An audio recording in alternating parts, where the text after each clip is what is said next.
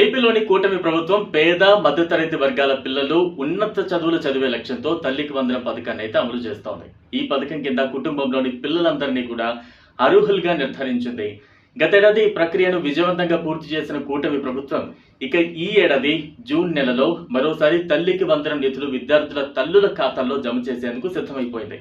Next month అంటే June నెలలోనే విద్యా సంవత్సరం ప్రారంభమవుతుంది. ఇక నగదు జమ చేసేందుకు అధికారులైతే అన్ని ఏర్పాట్లు చేస్తున్నారు. అయితే ఇక్కడ గత సంవత్సరం ఆధార్ అనుసంధానం కాకపోవడంతో పలు జిల్లాల్లో అనేక మంది అర్హత ఉండి కూడా తల్లికి వందనం పథకానికి దూరమయ్యారు. గతంలో ఇబ్బందులు మరోసారి తలెత్తకుండా ముందస్తుగా బ్యాంక్ అకౌంట్తో ఆధార్ను అనుసంధానం చేసుకోవాలని ఇప్పటికే విద్యాశాఖ విద్యార్థుల తల్లిదండ్రులకు విజ్ఞప్తి చేస్తోంది. అలాగే బ్యాంకుకు వెళ్ళి దానికి సంబంధించి డీటెయిల్స్ అన్ని కూడా సబ్మిట్ చేయాలని చెబుతోంది.